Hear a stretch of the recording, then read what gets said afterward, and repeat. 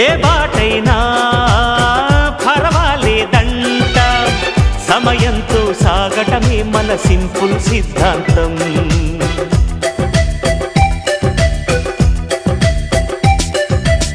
చిరుగాలికి పరిమళమిచ్చే సిరిమల్లెల వనమై ఉందాం, గగనాన్ని నేలను కలిపే హరివిల్లుల బంతెన అవుదాం.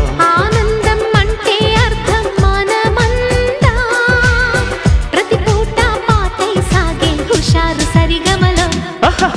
ఎన్నో ఎన్నో రాగాలుండే సంగీతం కాదా, చల్లకి నవ్వుల కేరింత.